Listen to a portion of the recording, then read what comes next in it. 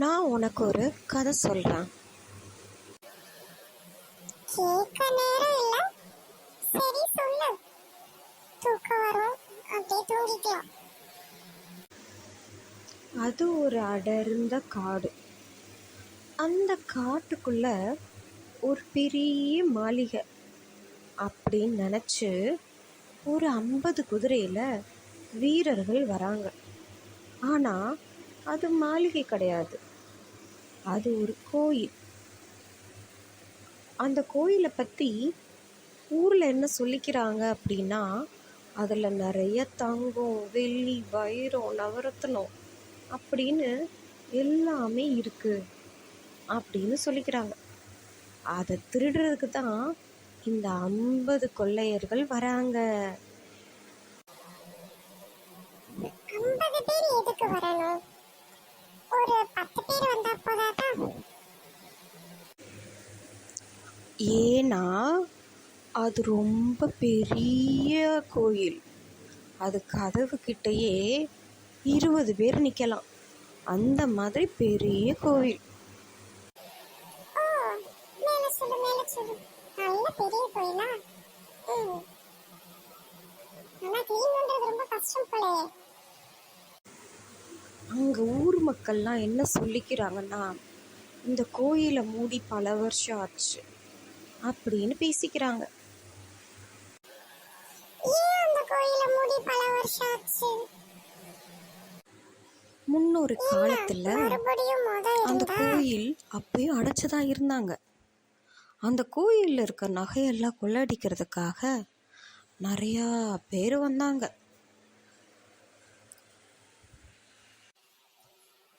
சொல்லு சொல்லு.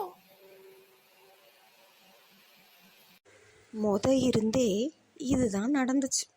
நல்லா கேளு. முன்னொரு காலத்துல அந்த கோயில் அடைப்பட்டு இருந்துச்சு.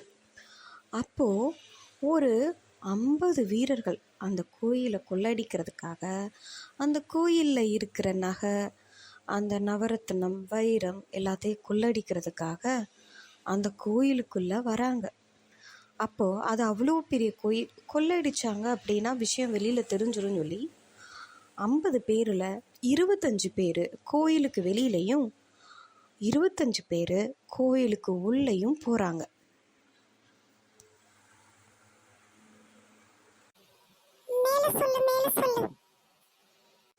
அப்புறமா உள்ளே போன அந்த 25 பேரும் ஒவ்வொரு இடமா போய் அலசி ஆராயிறாங்க. எங்கடா புதையல் இருக்கும், எங்க பொக்கிஷம் இருக்கும் அப்படின்னு.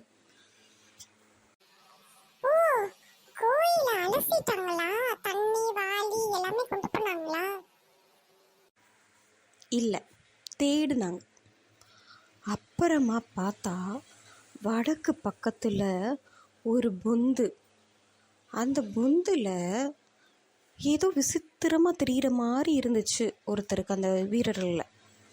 சரின்னு அந்த பொந்தை பெருசாக தோண்டுனா ஒரு குட்டி கதவு தெரியுது. புதையில கண்டுபிடிச்சிட்டேன்னு இவனும் கத்துறான். அப்போ உள்ளே இருந்த 25 பேரும் அந்த இடத்த தோண்டி அந்த கதவை திறக்கலான்னு பார்த்தா அந்த கதவுல 2 பாம்பு சின்னம் இருக்கு. இந்த அறைக்கு யாரும் வந்தவர்கள் தப்பித்ததில்லை அப்படின்னு போட்டிருக்கு. இவங்களுக்கு அப்படியே பயம் வந்துருச்சு.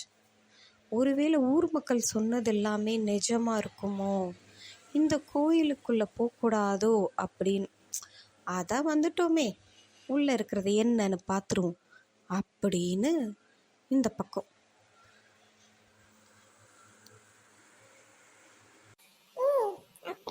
கதவை திறந்துட்டாங்களா?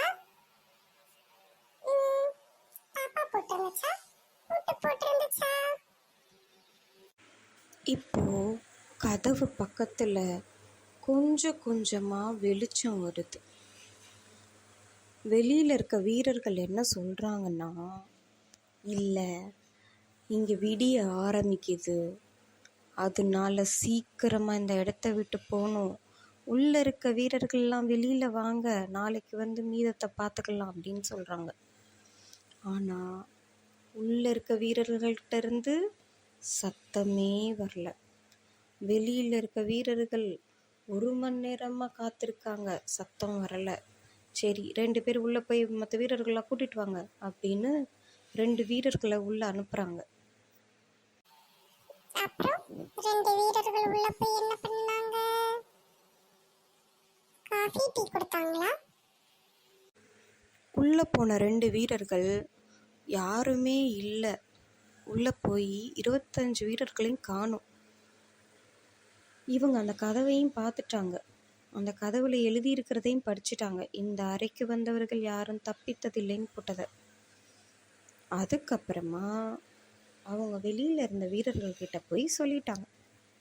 இவங்க விஷயம் தெரிஞ்சு விடிய வேற ஆரம்பிக்குது. இந்த அறை கதவு இப்படி எழுதியிருக்கு, நிலைமை மோசமாயிட்டே இருக்கு, நம்மளாவது தப்பிக்கணும் அப்படின்னு எல்லா மீத இருந்த 25 வீரர்களும் அவங்க வெளியில் கிளம்பிட்டாங்க அவங்கவுங்க ஊருக்கு. மறுநாள் காலையில் ஆகுது.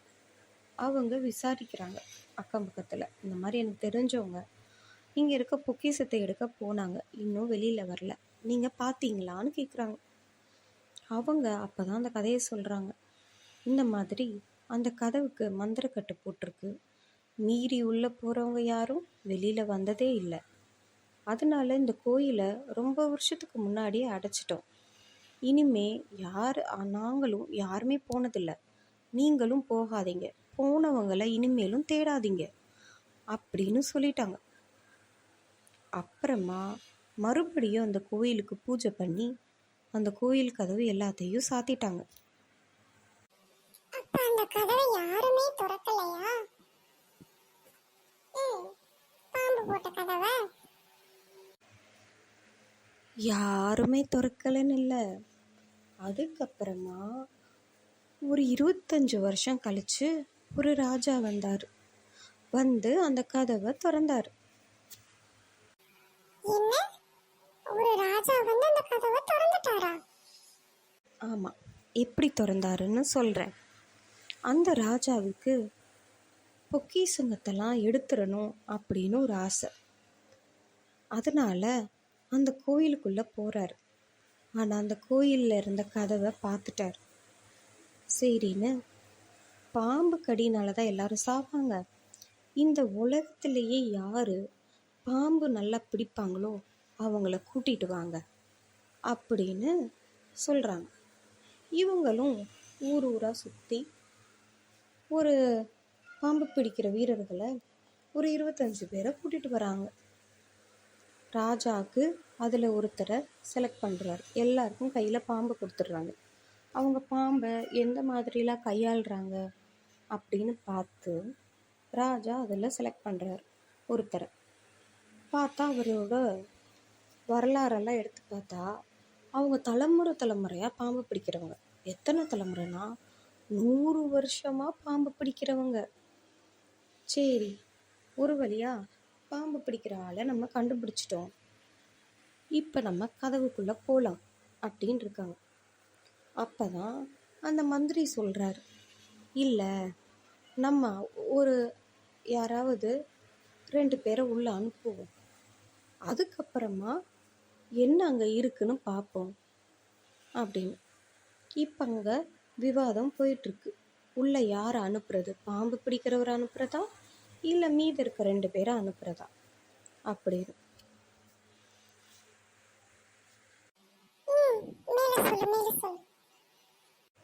இப்போ அந்த கதவுல ஒரு பெரிய ஆள் நுழையிற மாதிரி ஒரு ஓட்டை போடுறாங்க. ஓட்டையை போட்டதுக்கு அப்புறமா பார்த்தா அங்கே நிறைய பொக்கிஷங்கள் இப்படி மின்னுது, லைட் அடிச்சு பார்க்குறப்போ. ஆஹா அப்படின்ட்டு இருக்கப்பவே ராஜா செலக்ட் பண்ண 2 பேர் உள்ளே போயிட்டாங்க. டக்குன்னு அந்த வெளிச்சத்தை பார்த்ததுமே உள்ளே போயிட்டாங்க. உள்ளே போனதும் இவங்களுக்கு ஆச்சரியம், என்னடாப்பா இந்த கதவு ரொம்ப ஆபத்தானதுன்னு போட்டிருக்கு, 2 பேர் வெடுக்குன்னு உள்ளே போயிட்டாங்க அப்படின்னு.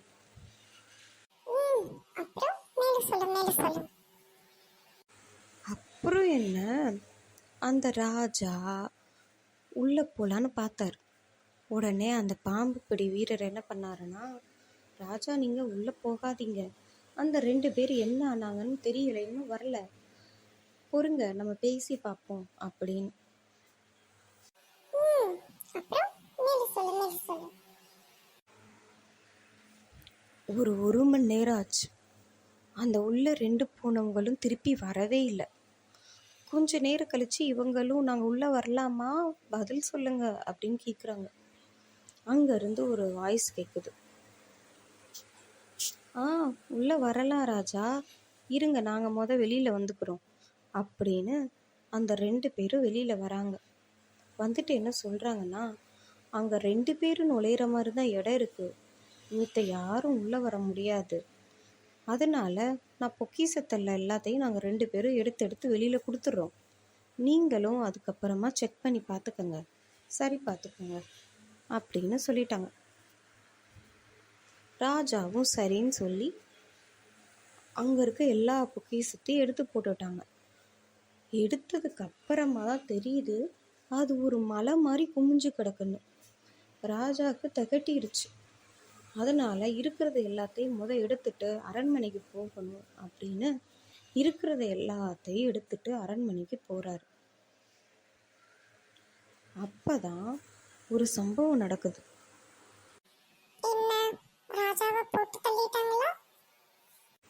இல்லை, அரண்மனைக்கு போனதும் அங்கே பொக்கிஷத்தெல்லாம் அடுக்கி வச்சிட்ருக்காங்க. அப்போது அங்கே இருந்து ஒருத்தவங்க பஞ்சாயத்து பண்ணிகிட்ருக்காங்க. என்ன அப்படின்னா, நாங்கள் உங்களை நம்பி தான், ராஜான்னு நம்பி தான் எங்கள் குடும்பத்தில் இருக்க 2 பேரை அனுப்பணும், அவங்க இன்னும் எங்கள் வீட்டுக்கே வரல அப்படின்னு. ராஜா சொல்கிறாரு, எங்கள் கூட தான் வந்தாங்க, உங்கள் வீட்டுக்கு நாங்கள் அனுப்பிட்டோமே, அவருக்கு என்ன சன்மானம் கொடுக்கணுமோ அதை கொடுத்து வீட்டுக்கு அனுப்பிட்டோமே, இன்னும் அவங்க வரலையான்னு. இல்லை வரல அப்படின்னு சொன்னேன். காவலாளிகளை விட்டு அந்த 2 பொக்கிஷம் தேடினாங்க இல்லையா, அவங்கள போய் தேடி கண்டுபிடிச்சி இவங்க குடும்பத்தோடு சேர்த்து வைங்க அப்படின்னு சொல்கிறாரு. இந்த காவலாளிகளும் எல்லா இடத்தையும் தேடுறாங்க. தேடுனா அங்கே யாருமே இல்லை. சரின்னு காட்டு பக்கம் போய் தேடுறாங்க. காட்டு பக்கம் போய் தேடுனா அங்கே விலங்குகள் எல்லாமே செத்து கிடக்கு.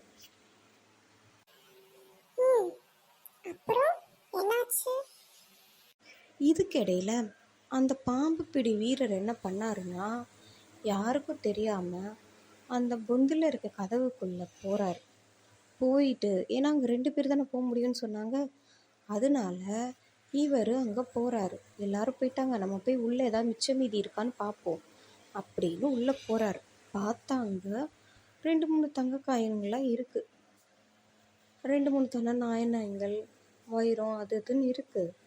பக்கத்துலேயே 2 எலும்புக்கூடு இருக்குது. பக்கத்தில் 2 எலும்புக்கூடு இருக்குது. இவருக்கு அப்படியே பயம் வந்துடுச்சு. விறுவிறுன்னு வெளியில் வந்துட்டார். அப்போ தான் விஷயத்தை கேள்விப்படுறாரு, அந்த பொக்கிஷத்தை எடுத்தவங்க வீட்டுக்கு இன்னும் போகலை அப்படின்னு. அப்புறமா அந்த எலும்பு கூட உத்து பார்க்குறாரு.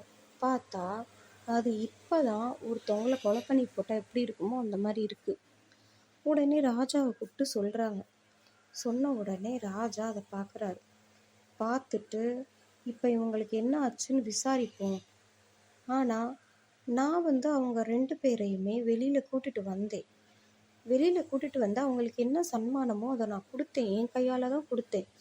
அப்புறம் எப்படி அவங்க இந்த அறைக்குள்ளே போய் செத்து கிடப்பாங்க அப்படின்னு கேட்குறாரு.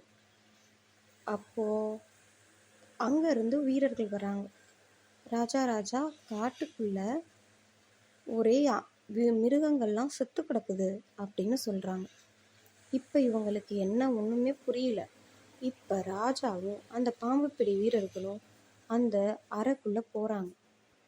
அந்த அறைக்குள்ளே என்ன போட்டிருக்குன்னா, இது ஒரு நாகலோகம், இந்த இடத்துக்குள்ளே யாரும் வந்தவங்க தப்பிச்சதில்லை, இங்கே இருக்க நாகங்கள் மனித உருவத்துக்கு மாறி பூமியில் நாகலோகத்தை அமைக்கும் அப்படின்னு ஒரு குறிப்பு போட்டிருக்கு.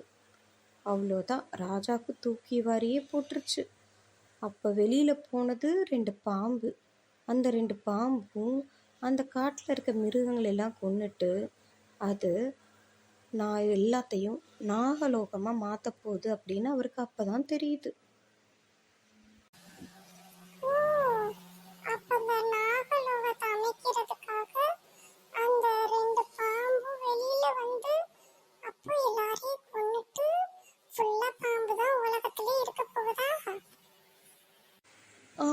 அப்படிதான் ஊருக்குள்ளே பேசிக்கிறாங்க. இதோட கதை முடியுது.